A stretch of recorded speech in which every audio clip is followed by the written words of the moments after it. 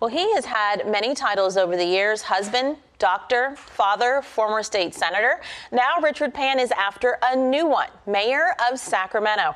Dr. Thien with me now live to talk about his campaign and his dreams for Sacramento. Good morning to you. Good morning. We appreciate you coming in. Now, since launching your bid for mayor, you've talked extensively about wanting to restore public confidence in city government by restoring public safety. Without question, one big issue many people see linked to that is the city's homeless crisis. Tuesday, the Sacramento County DA, who has endorsed you, decided to file suit against the city that you hope to lead for failing to follow its own ordinances when it comes to cleaning up city streets. Do you feel like that's warranted right now? Is that the right move? Well, the DA is expressing and bringing to the front the frustration many of us feel here in the city of Sacramento, right? We've been talking about homelessness for a long time here in the city. No doubt. We have, he points out that the number of homeless has increased by, I think, 250% over the last, I think, 6 years or 7 years. We see, people aren't feeling safe on the streets, right? The businesses aren't feeling safe, that people they're either their employees or their workers, and we're not moving the needle. And so one thing I appreciate about the DA is that he's gathered 3,000 complaints and said, look, we need action. And he's using the tools he has to be sure we bring this to the forefront. Now, it's going to be important for the city of Sacramento to address these issues, and they have been working at it, but clearly we're not making forward progress. In fact, we're falling farther behind, and so that's why I'm running for mayor. I love the city. I want to be sure we make progress on these issues. We need to restore public confidence in the city.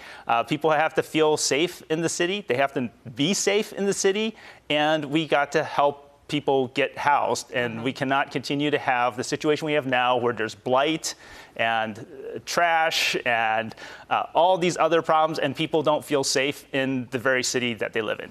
You could be the mayor when this case moved forward in the courts, and given the passage of Measure O last fall, the city of Sacramento and Sacramento County, have moved into this unprecedented partnership. Very much touted partnership, but it seems now that the heat of everything is coming on, that Sacramento City is the only one taking the heat. As a state senator, that a big component of all of this is mental health funding that flows to the county. Right. So if you were mayor right now, would we be the defendant in a lawsuit? Would Sacramento be the defendant in a lawsuit? What would you have done differently over this time since last November? Well, I think one of the things that we need to do is to be sure that we actually enforce our ordinances, right? How? How should this have been enforced since last November?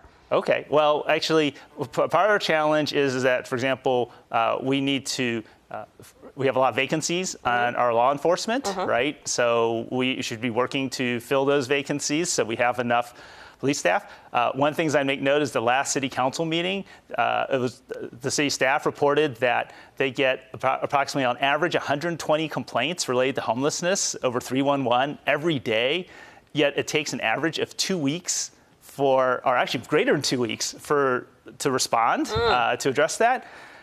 Is that acceptable? We should be trying to be sure our city's more responsive. That creates frustration. Someone calls and doesn't seem like anything happens, right?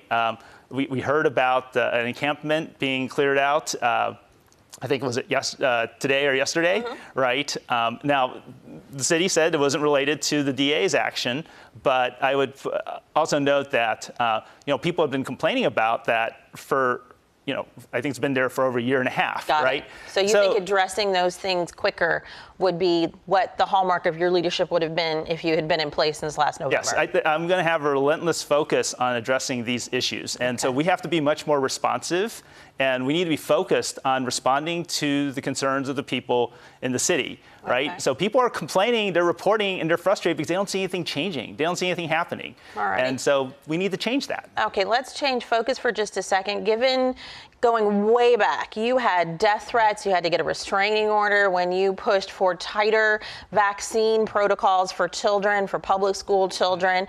The whole country got whipped up about vaccine protocols during COVID. So considering your background as a doctor, considering your background as a state senator, what do you see, if you were talking about being in the position of mayor, as a city's role in ensuring the health of its citizens? So first of all, I appreciate that I'm known for vaccines, but I've done a lot more than just vaccinations. But I would also point out that I have the courage to follow the facts, right? This is the reason I'm running is that we got to solve the problem, and we got to look at the facts, and we have to look at them honestly and then use them to solve the problem, right? Wherever that leads us to, right? So I'm someone who's not going to get bullied and intimidated by someone who basically wants to take an ideological stance and doesn't want to solve the problem. I'm always going to be open to anyone who has a constructive idea about how we can solve this problem of public safety, homelessness, but also we are going to look at the facts, follow those facts, and then solve the problem, work the problem. It's not an ideological thing we should be doing. It should be something we do together to solve this problem. Okay. People are frustrated. We need to show action. All righty. And before we run out of time, you, when you visit our studios before and talk with Nikki Lorenzo, mentioned focus repeatedly in terms of what you think needs to happen. So that sounds like you're saying what's happening around City Hall isn't a focused effort. Right now, our mayor has traveled to Norway to help with the governor's initiative for revamping San Quentin. Is that what a city mayor should be spending time on? Well, the city itself, the mayor and the city council, there's a lot of different things that they may be talking about, but we really should be relentlessly focused. The mayor sets the agenda with the city manager for the city council meetings. I will be sure that we are focused on the top issues concerned by the citizens of the city. And again, that's public safety and homelessness. And then once we get those, we make progress on those, we can start working on growing good jobs and business here in the city of Sacramento. All righty, thank you so much for joining us today. Focus, and relentless. I heard that too. All righty, thank you so much. We appreciate you for coming down to the studios today. Thank you for having me.